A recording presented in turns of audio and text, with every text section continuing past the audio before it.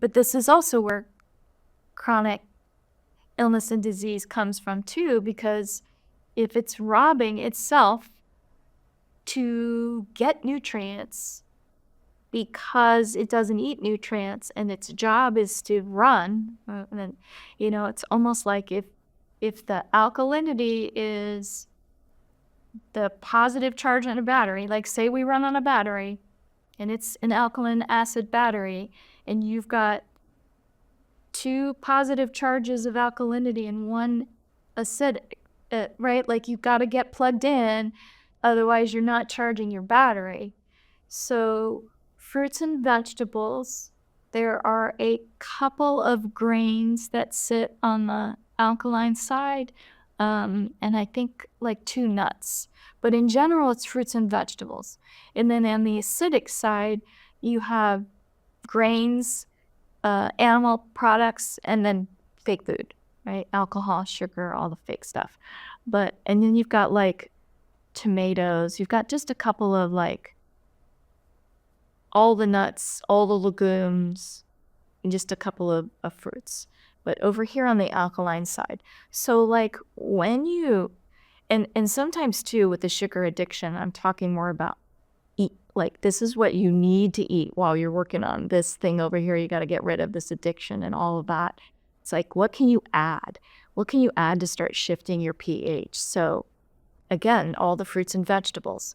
And when you start looking at what has the highest alkalinity, it's going to be things like spirulina, algae, right? Really dense greens, blackberries, blueberries, like just really rich in phytonutrients, just really dense. And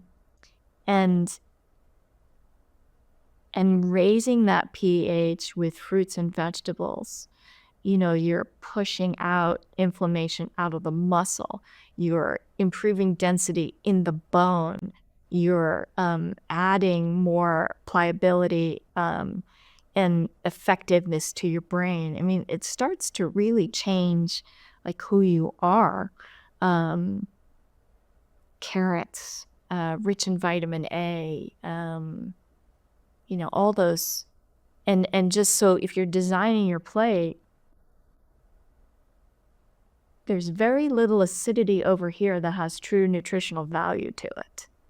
So when you choose from the acidity side, it needs to count, right? Because there's so much to choose from on the alkaline side. Cucumbers, cabbages, celery, broccoli, like you can constantly rotate color on your plate as much as you want. But over here, it kind of depends on someone's biome, someone's autoimmune, the other complexities to cancer as to what that acidic piece should be. So when someone's in the height of cancer, the education, the strategy I encourage is 80-20. 80% of your diet from the alkaline side, 20% from the acidic side. Make the acidic side be foods that your body's going to love. Whether that is, an organic piece of chicken or like something that just your body, it's a match to your body. It's not going to be alcohol. You're not going to like use your chip on alcohol or a piece of white bread, or certainly not sugar, right? And then as you become more stable, like in general, a healthy body, it should be 60-40. There's still a 2-to-1, our battery still wants to run that way. And it doesn't have to be, like I always try to think about raw and cooked too, right? So like I'm busy mom, my practice, my kids, and I want to get in and get out. I want it to be food that I love, that loves me back. And so sometimes my red might be that I am slicing up a carrot, raw carrot on a plate, and doing some fresh spinach. And it doesn't have to be, I think people get like a salad. Well, I don't like salads, and it doesn't have to be a salad. And it doesn't even have to be cooked.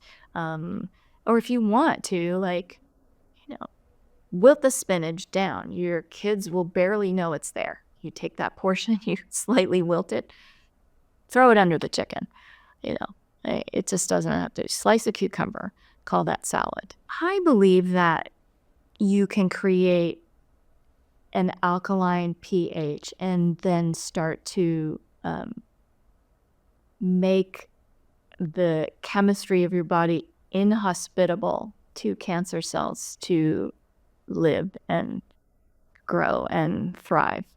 You know, I mean, they're a cell like any other cell, but you know, it is the way that they grow and move, and if you cut off their food supply and you put them in an environment which is not hospitable, to me, that has to, I truly believe that that environment will start to create like a boiling cauldron, right? Like you superpower your pH, so it is this boiling cauldron where those cells are not welcome anymore, and it's not even an environment where they can thrive in. So you could say you could create an environment where those cells can't continue to live, and then certainly, again, if you're cutting off their food supply, you're starving them out, right? So you could be boiling them in oil, but from this alkaline environment, but you also are cutting off their food supply. You know, I love using the analogy. Well, I love using analogies in general, but military analogies a lot about how we can arm ourselves to do this battle, and our immune system can do very strategic things, you know. I think that we've got natural killer cells and macrophages and cytokines and antioxidants, and they'll all play a part if we make the fort, you know, this nice, we fortify it so they can do their job, right? And nothing can penetrate it, and they can take the invaders out. And so, yeah, I do believe that we can create a very inhospitable environment for cancer cells to continue to live, and then we can cut off their food supply, which will accelerate that demise of them as well.